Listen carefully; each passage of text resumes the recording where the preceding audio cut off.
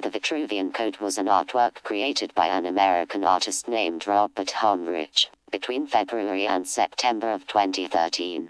The 10-foot by 10-foot artwork was completely hand-drawn in unforgiving ink on paper, and revealed a 200-year-old Masonic secret about the design of Washington, D.C. Consisting of 154 sheets of photocopy machine paper.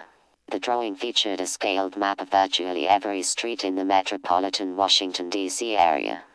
Using the infamous Masonic compass that is encoded into the layout of Washington, D.C., Homrich overlaid a diagram of Leonardo da Vinci's famous drawing, The Vitruvian Man, onto the map in full human scale, at 5 foot 10 inches in height, and in perfect harmonious proportion with the city's streets. Next, Homrich applied the same proportions of the Vitruvian Man's square and circle to add a scaled diagram of the Great Pyramid of Giza into the mix. The result was a harmonious three-part diagram, in which the Great Pyramid of Giza points directly to every wound suffered by Christ during the crucifixion on the Vitruvian Man.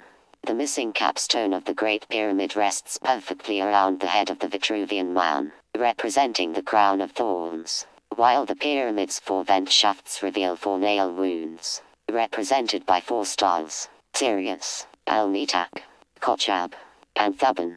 And the roof of the King's Chamber corresponds with the Theodore Roosevelt Memorial Bridge in Washington, D.C., pointing directly to where the Romans pierced Christ's ribs. Remarkably, when combined, the 3 images even resemble Christ on and ascending from the cross. Most notable is that the Great Pyramid also places an emphasis on sexual union in the diagram, which is echoed in the Washington Monument. The Washington Monument is an Egyptian obelisk, which is a phallic symbol. The word obelisk literally means Baal's shaft, or Baal's organ of reproduction. The pathways that surround the Washington Monument form a geometric pattern known as a vesica Pisces. You can check Wikipedia, among numerous other sources, and see for yourself that the vesica Pisces is the geometric symbol for a woman's vagina. Coincidentally, the Vitruvian Man's phallus rests squarely over the Queen's Chamber of the Great Pyramid, right near where the Washington Monument rests in the vesica Pisces, in Washington, D.C. Have you ever wondered why the Catholic Church got into such a fuss over Dan Brown's fictional novel, The Da Vinci Code, which told a tale of the bloodline of Christ being encoded into architecture, and even the artwork of Leonardo da Vinci? Could it be that maybe, just maybe, Dan Brown hit a little too close to home for the Catholic Church's comfort with his fictional novel? For 8 months straight, Homrich devoted every waking moment of his free time, meticulously laboring over the elaborate details of this diagram for the sole purpose of entering it into ArtPrize 2013. ArtPrize is the world's largest art competition. It is held annually in Homrich's own hometown of Grand Rapids, Michigan. The contest is allegedly open to the public, and the winners are allegedly determined by the public. However, Homrich would soon show evidence that that is not necessarily the case with ArtPrize. In the spring of 2013, he entered into a hosting agreement with Fifth Third Bank, in which the bank agreed to host his artwork for the duration of the 3-week-long competition. He believes that the bank entered into this contract with him, with the intent to control and minimize the general public from viewing his artwork, because of the Masonic secrets that it revealed. When he arrived at the venue to install his artwork, he found the venue's lobby to be completely blocked by what appeared to be another artist's work, which appeared to be in the process of installation. After seeking out the service entrance as an alternative to walking on the artwork, he later learned that the artwork was not in the process of being installed, but rather, it was done being installed. Apparently, it was okay to walk on the artwork. However, there was nothing there to indicate to the public that it was okay to walk on. And as everybody knows, it is typically taboo to touch artworks that are on public display. The artwork would prove to be a great way to deter the public from entering the venue, as he later confirmed from countless ArtPrize voters of their fears to even enter the venue, as he, himself, was originally deterred by the artwork. When the opening day of ArtPrize finally arrived, Homrich found the Fifth Third Bank to be a complete ghost town, while just outside, crowds of visitors filled the streets and other venues. Apparently, The lobby's interactive artwork wasn't the only deterrent at play, as Homrich soon realized that the ArtPrize venue sign that indicates each ArtPrize venue to the voting public was conspicuously absent from Fifth Third Bank. The ArtPrize venue sign didn't make it to the curb until he personally placed it there. After finally tracking down one of the Fifth Third curators, Andrea Rowland, and asking her why the sign was not being displayed. This didn't occur until the end of the first day, in which 20,000 votes were said to have been cast by noon alone. She offered no explanation as to why the sign wasn't being displayed, and had he not taken the matter into his own hands, it is possible the sign might have never reached the cup during the competition. It became pretty clear that they were trying to keep visitors from entering the venue when he observed a fellow artist being verbally reprimanded by another one of the Fifth Third curators, Terry's Randall Brimmer, simply for placing a sign in the bank's window that read, "Art Inside." All in the absence of having an official ArtPrize venue sign on display. The idea of a secret geometric code hidden in the design of Washington, D.C. has been the subject of heated debate for some time. The subject is frequently explored in numerous books, documentary films, and on television programs featured on networks like the History Channel, with many of them leaving their audiences with more questions than answers. Before ArtPrize began, Homrich contacted all of the major local media outlets and explained to them that he, a Grand Rapids local, had solved this age-old mystery, and would be publicly releasing his findings in the form of a large-scale, highly detailed artwork during the ArtPrize competition, and he offered them all an exclusive preview of his work. He explained his work to them in some detail, revealing how his work is backed by the long-standing principles and understandings of mathematics, geometry, astrology, philosophy, and the documented meanings of certain Masonic symbols, and he provided them with images of his work. In short, he explained to them how he had discovered and deciphered a real-life secret code that is hidden within the design of Washington, D.C., incorporates the artwork of Leonardo da Vinci, and pertains to a holy bloodline stemming from the historical Jesus of Nazareth and Mary Magdalene on a multitude of different levels. You would think that a major discovery like this would be a big local news story, right? Think again. At ArtPrize 2013, the local media avoided the Fifth Third Bank like it was the plague, when it had served as a media hotspot in previous years. Despite the curator's attempts, and a complete media blackout of his work, Homrich returned on the second day with a couple of his own signs, and a buzz began to spread about his artwork. Before long, masses were pouring into the venue, and Homrich found himself speaking to several dozens of people at a time, countless times, each day. The general public showed a great deal of interest in his work, with many people seeking him out because of what they had heard about his presentation from others. During certain hours when the bank was closed, the venue was to remain open for the ArtPrize visitors. During these hours, the lobby's lighting was turned off, in a last-ditch effort by the curators to make the lobby appear to be closed, although technically, it was still open. Now, I ask you, who turns off the lights on an art exhibit? This was done in direct violation with Homrich's hosting agreement, which clearly stated that the venue would be responsible for providing his artwork with adequate lighting for the competition. When asked why the lights were turned off, Fifth Third curator, Terry's Randall Brimmer replied, quote, "I'm trying to create an atmosphere in here." End quote. The atmosphere that she was trying to create was that of an ArtPrize venue that was closed to the public. The venue encouraged visitors to leave their thoughts on all of the featured artwork, yet an overwhelming majority of the comments were devoted to one particular piece. Literally every single time that Homrich began to speak about his work, to even a small group of only 2 or 3 people, a large crowd would form to listen in.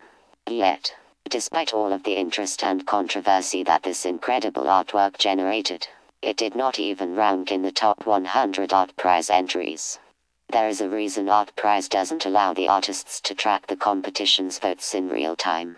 With today's technology, there is no reason votes shouldn't be tracked in real time, and the results made available to the artists and public. The only reason it did not rank in the top 100 entries is simply because ArtPrize never counted its votes. Had they counted its votes, they would have had to officially list it to the public. And the last thing they wanted to do was to bring any public attention to this artwork, as Homrich would later prove time and time again. Surely, by now, you are asking yourself, why would ArtPrize not want to bring attention to this artwork? ArtPrize was founded by Rick DeVos, owner of the Amway Corporation, and basically, the king of Grand Rapids, Washington, D.C. is encoded with a secret Masonic code. If you Google Rick DeVos, with the word Freemasonry, you will find numerous sources who cite Masonic connections to DeVos.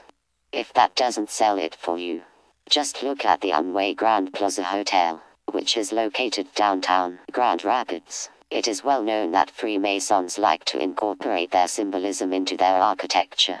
Here, we can see that the Amway Hotel features the Pythagorean triangle at its top, which is a prominent symbol of Freemasonry.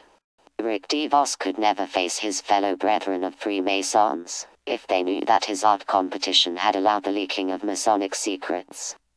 Every year, millions of dollars are spent at ArtPrize. Simply ask yourself, who benefits from this non-profit organization?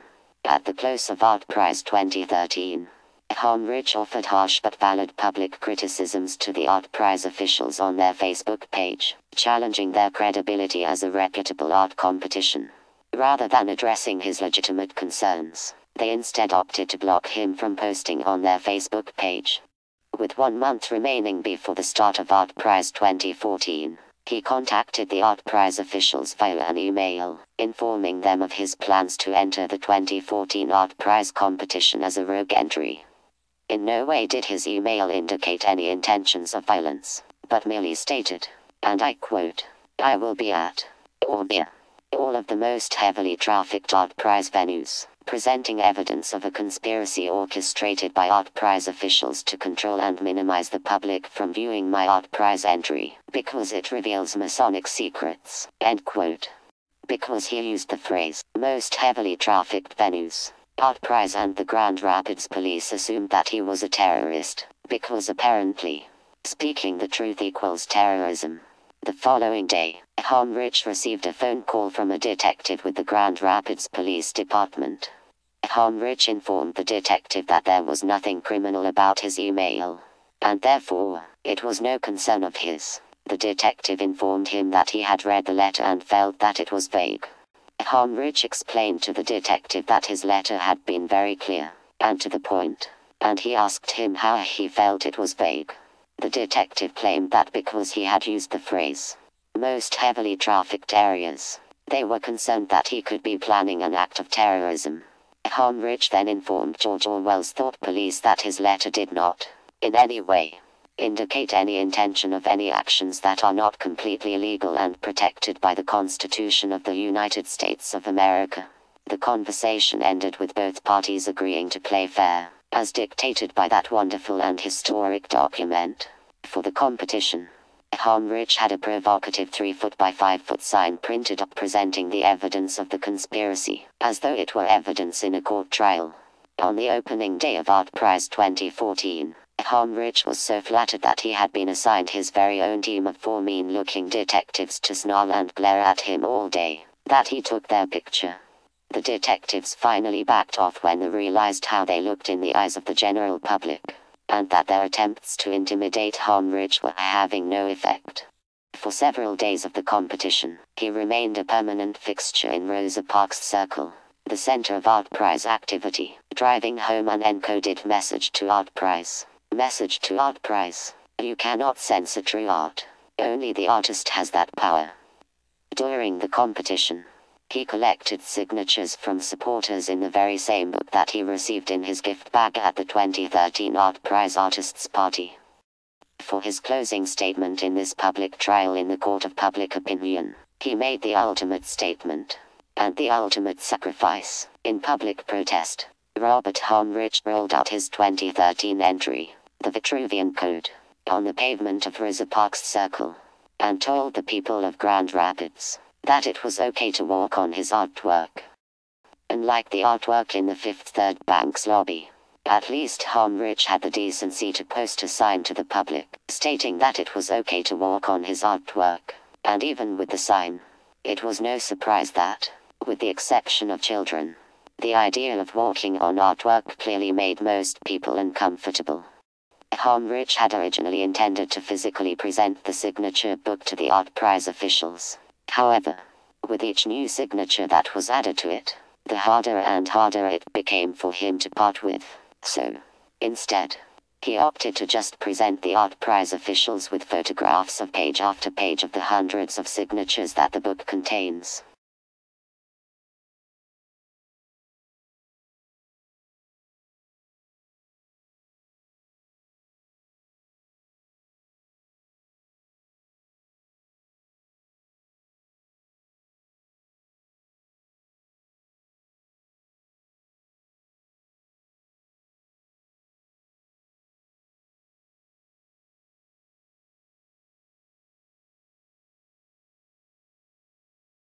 Despite the overwhelming support from the general public, ArtPrize continues to remain firm in their stance towards Homrich. To this day, his concerns continue to remain ignored and unaddressed by the organization. If you do your research, you will find that the Vitruvian Code is not the first artwork to have been destroyed in protest to the artistic censorship of ArtPrize. How many more great artworks will be destroyed by this organization? If you ever wonder how a masterpiece like the Vitruvian Code cannot rank in the top 100 ArtPrize entries, yet crap like this can make the top 25, it's because crap like this doesn't provoke any thought whatsoever. And it makes some way stinky poop, otherwise known as the Grand River, look pretty. And if you ever wonder why less and less real artists are inclined to enter this competition, while the ArtPrize landscape fills up with more and more crappy attractions each year, you will know the answer to that, as well. To learn more about the secrets of the Vitruvian Code and the design of Washington, D.C., see the following films on YouTube.